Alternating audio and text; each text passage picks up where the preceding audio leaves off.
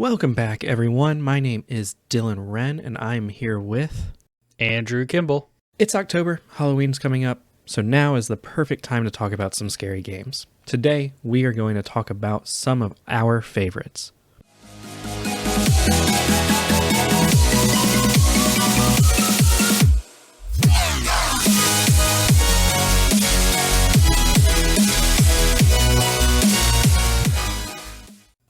The first game I'm going to talk about is Telltale's The Walking Dead.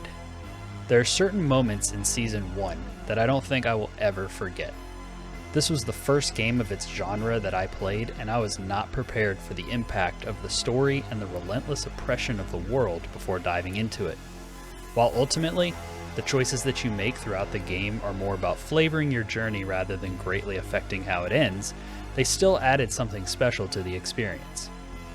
There are difficult choices and moments that are hard to swallow throughout the whole experience, and it all culminates in an ending that is impactful, heartbreaking, and something that will stick with you long after the credits finish rolling. In a similar vein as Andrew's game, some of my favorites are the supermassive games such as Until Dawn, the Dark Pictures Anthology, and most recently, The Quarry. These games play out like an interactive movie, allowing you to make choices and perform quick-time events to influence the outcome. While the stories themselves are usually pretty campy, they do have their fair share of spooky moments and tense scenes. You can play these games by yourself, but I personally think the best way you can play them is to get some friends and experience it together, with everyone taking on a character or two, trying to see who can make it to the end. My next game is Hellblade: Senua's Sacrifice.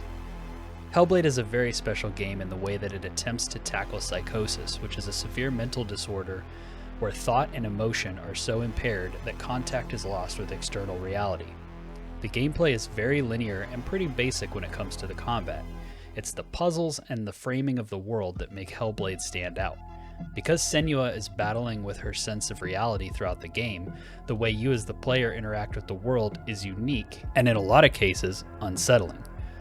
The world of Hellblade is unforgiving and extremely oppressive, but the majority of the horror comes from the audio design. Senua hears a variety of voices in her head that are constantly telling her what to do, or that she is worthless, or that she's going to fail. This, alongside some tense sequences and traditional horror tactics, creates a tense and unnerving experience from beginning to end. Hellblade is an unsettling game that everyone should try, even if horror isn't typically their favorite genre. It's an experience that I won't soon forget. The next games I'm going to talk about are the Resident Evil games. I did not think that I liked the Resident Evil series. I never played them growing up, so by the time I tried them out, they felt ancient by modern standards. When I saw Resident Evil 7 on sale, I figured I would give the series another chance. This time, it clicked, and I had a ton of fun and scares as I was hunted by the Louisiana swamp people zombies. After that, playing the remake of Resident Evil 2 gave me an appreciation for the older games as I got to experience it in a more modern fashion. These games keep you on your toes, with few areas feeling safe, some unkillable juggernauts that stalk you, and the general scarcity of ammo and inventory space. While some games in this series definitely fall more into a campy action game style than others, there's no shortage of scares as you try to survive, and I'm looking forward to more remakes in the future. The last game that I'm going to talk about is Bloodborne. While it may not immediately come to mind for some people, the creepy tone and gothic Victorian setting of this game mixed with the tense FromSoft gameplay puts Bloodborne at the top of my list when it comes to scary games. The game is unsettling from the very beginning, and since the game doesn't explain anything to you, and you lose the resources you need to level up if you die, you're constantly balancing the urge to explore with the feeling of dread at what you might find around the next corner. Though it starts out somewhat mild as more of a monster movie kind of experience, over the course of the game, Bloodborne plays with your sense of what is real by delving into cosmic horror and themes that would find themselves at home in a Lovecraft novel. I don't want to spoil too much, but if you enjoy tense action games with impressively grotesque and unsettling monster designs, and if you enjoy exploring an interesting, dark, and unforgiving world that keeps you questioning what is real, you need to play Bloodborne. The final game I'm going to talk about is Dead Space. I recently played the original for the first time, and it is a fantastic horror game. Exploring the Ishimura as you try to figure out what's going on, solve the constant crises, and survive the necromorphs is intense and rewarding. The game's cut-off-the-limbs combat challenges you to keep your cool as nightmarish creatures charge you and burst out of vents.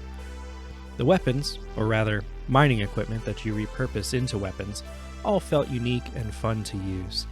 The atmosphere and design of the game keeps the tension high, as the necromorphs could come from anywhere and ammo and inventory are limited. The second game is awesome as well, and definitely worth playing if you enjoyed the first. I haven't played the third game, but I am planning on it before the remake of the original game comes out later this year. What about you? Do you like scary games? What are some of your favorites? Let us know in the comments. If you enjoyed this video, like and subscribe so you can get notified when our next one goes up. And with that, we'll leave you with a reminder to stay friendly, gamers.